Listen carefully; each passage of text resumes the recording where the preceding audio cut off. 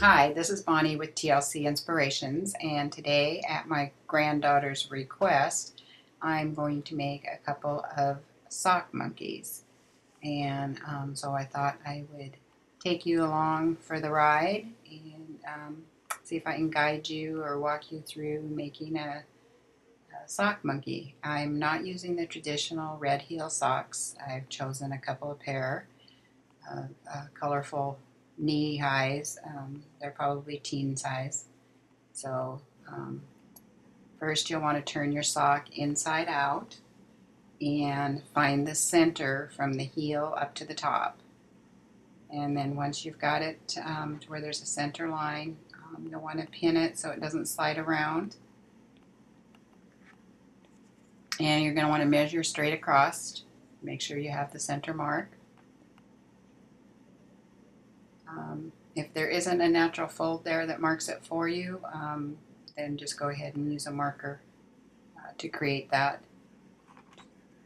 And then once you have that, you're going to want to mark 1/4 of an inch on either side.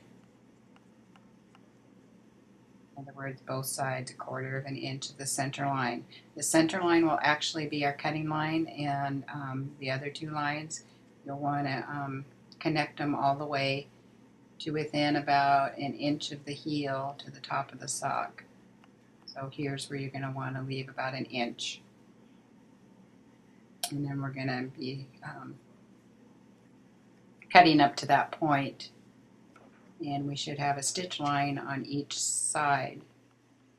These are going to be the legs of the monkey. At the bottom edge, you're going to want to take your marker, and what I like to do is just kind of draw a little rounded edge. These are for the bottom of his feet. You don't have to do this if you don't want to. You can square them off or do it however you want. You can even use a template to get it a perfect half circle, but I usually just kind of eyeball it and curve them off at the bottom. Then take it over to your sewing machine and sew from your inch away from the heel down to the top edge of the sock and the rounded edge. So you'll be sewing down twice, once on each side of your center mark. So gently create your curve at the bottom for his feet. Do this foot now. Just kind of gradually curve it around and ease it off the edge of the folded side of your sock. And when you get to the edge, just do a couple back stitches to secure it. There we go. A little back stitches, and got the first part done.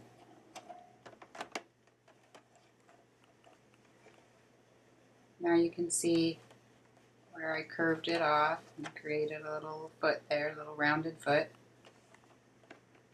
So we do the same thing on the other side of the center line, and then you're going to take your scissors and cut right up in between those two stitch lines.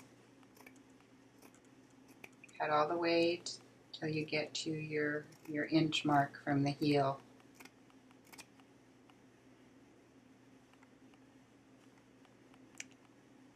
Okay, the last little bit of cutting. Alright, now we have two legs with rounded feet. Now if you wanted your legs shorter, you could end it and curve it off at any point, because these socks do have, are very long and create long legs, which just makes him a little more funky and have a little more personality.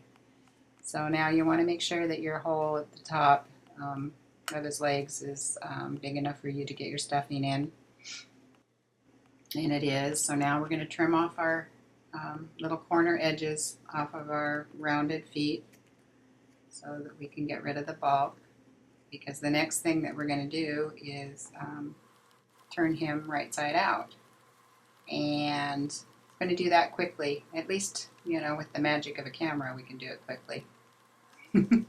So then when we get that done, you can see that we've got kind of a monkey's body.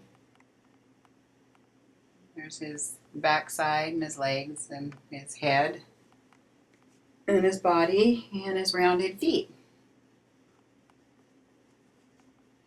So now we're going to take the second sock and we're going to divide it up into a tail and his muzzle and his two arms.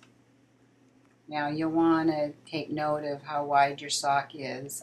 I took 3/4 of an inch in for my mark for my tail, and it's on the, when you got the sock folded inside out. And the opposite side of the heel, you can run the tail all the way up into the toe if you want that little added color on the end, but I like to use the toe of the second sock for the muzzle because it just gives a fuller muzzle. Generally we use the heel, but I like the toe. So I've marked my tail in by 3/4 of an inch, and then what's remaining, this 2 inches, will be divided in half for 2 arms. But again, you're going to want to make a stitch line 1/4 of an inch in from your tail line so that you have a cutting area, and your socks will still be a tube for 2 arms. See? So now we're going to cut in between those 2 lines, and that will give us our tail, and it will be all stitched closed except for the one open end, which is the end I'm starting on. So carefully cut your tail out, being sure not to cut your stitches because we don't want it to unravel. If you need a wider space to cut in, you can create a wider one, but the wider space you leave for trimming and cutting in between, then the thinner your arms will be. So now we've got the tail, and we're going to turn it right side out by working it until you get it all the way pulled through. It takes a little while to get it, especially if you've got a long thin one like this. You've got to get your fingers inside there and just keep working at it until you get it pulled all the way out.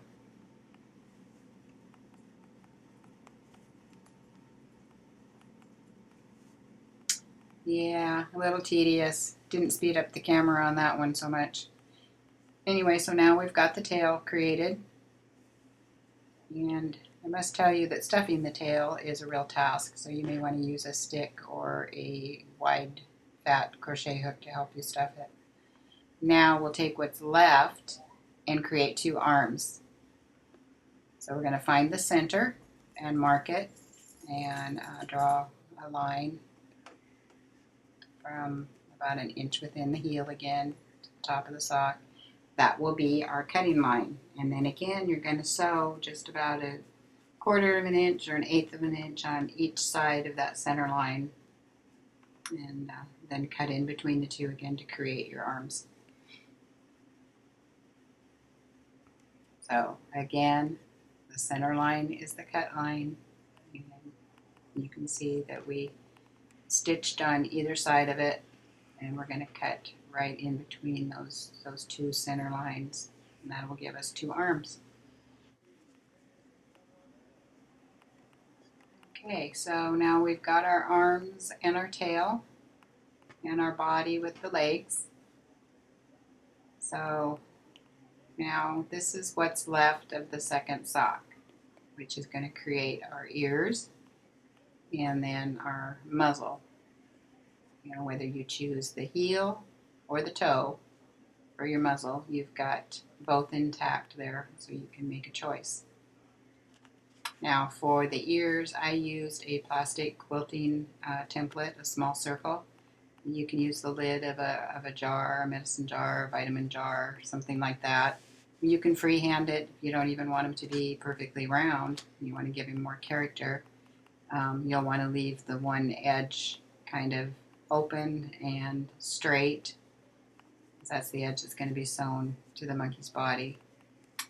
And then you're going to lightly stuff the ear.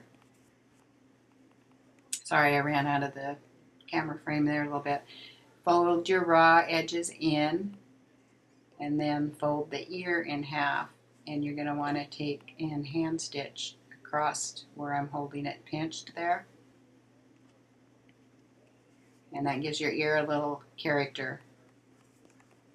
So now we'll get back to our body, and we're going to go ahead and stuff it. Take little, not too small, but just kind of loosely start stuffing him, and gradually get it firmer and firmer as you continue to add stuffing to form his body and his head.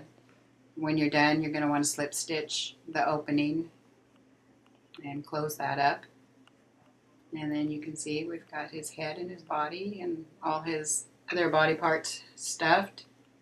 And you can see how I stitched the ear. And when you get ready to place the ear, you're just going to want to run your hand needle through the folded edge of the ear into the monkey's side of his head and run it in there closely and tightly. On his arms, you're going to want to tuck your raw edges in and do the same thing. It helps if you pin it in place on the side of the monkey. Excuse me. So once you get the little raw edges tucked in, you're going to want to place it and stick a couple of pins in it to hold it in place, and then just start tightly stitching all the way around. You want to keep your stitches tight and small because you want it to be secure. Sometimes I even go around twice just to make sure that they're nice and secure. Try to keep your stitches hidden under your folded edge. This gives a nicer finish. Now for the muzzle, this is the heel, and you can see it's a little narrower. And when you do the muzzle, you're going to want to roll your edges under. And you can do this, either try to do it with the stuffing and pin it in place, or you can mark it where you want it and then take the stuffing out and sew it and leave room, leave an opening to put your stuffing in. Now if you're going to use the heel, you do it the same way. It's just that the heel gives you just a fuller muzzle, and I like that it has the little seam across the bottom where you can stitch the mouth. It kind of has a natural mouth look to it. So that's what I prefer to use. So you can see he's taking shape here. And we're ready to get him all put together. Line up your ears with the top edge of the muzzle, and line up your arms with the bottom edge of the muzzle. That usually gives him a pretty good look.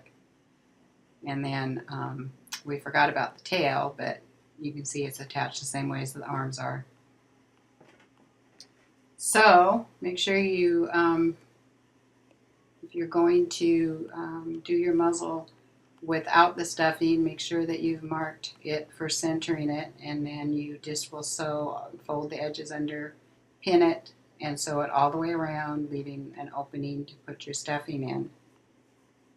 And you can kind of shape it and pack it until it looks the way you want it to look. And that's really, and then the only other thing is his eyes, and I cut out little circles out of felt. You can use buttons. You can use your embroidery floss. You can also create eyelashes and eyebrows and whatever else you want to do for personality. And there, for the mouths, I used a red cotton crochet yarn. So enjoy your sock monkeys, and thanks for watching.